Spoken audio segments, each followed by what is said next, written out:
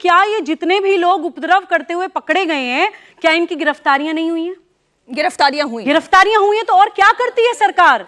अगर कोई उपद्रव कर रहा है तो उसको पकड़ के जेल में डाला जाएगा, उसके खिलाफ केस चलेगा। तो जो सरकार लॉ एंड ऑर्डर मेंटेन करने का अपना काम है वो कर रही है। अभी सरवर भाई ने कहा अयोध्या में कुछ हिंदू मुसलमान बन के उपद्रव कर रहे थे, बाद में पकड़े गए तो पता चला कि हिंदू थे। कहां पकड़े गए जी?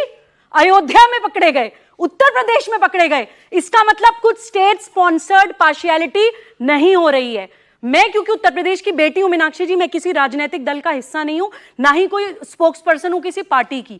मैं अपने प्रदेश में जो देखती हूं, मैं ये देख रही हूं कि माननीय योगी आदित्यनाथ जी कांवड़ियों के उत्साह, उमंग, श्रद्धा और भक्ति को सम्मान क्यों दे रहे हैं?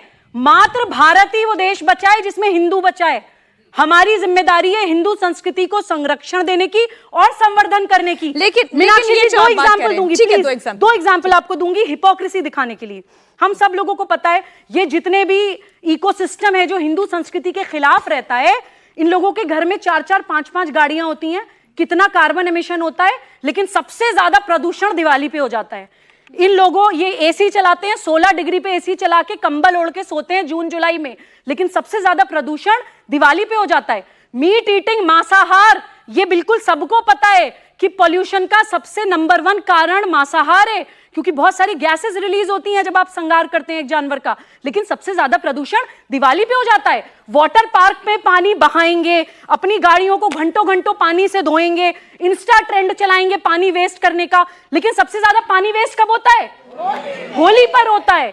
तो ये जो शिव दर्शन है मीनाक्षी जी, महादेव का जो दर्शन है वो किसी रिलीजन का या जाति का नहीं है, वो भारत का दर्शन है।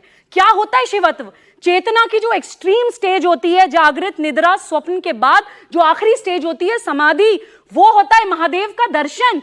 और इसी शिवत्व को प्राप्त करके लोग प्रॉफिट्स बनते हैं, मैसेंजर बनते हैं, गुरु बनते हैं, अवतार बनते हैं। ये किसी जाति या संप्रदाय का दर्शन नहीं है। जो कुछ मुट्ठी भर लोग उस दर्शन को बचाने के लिए कितने कितने किलोमीटर की पदयात्रा कर रहे हैं, क्या हम उनके ऊपर फूल ना बरसाएं? तो किसके ऊपर फूल बरसाएं?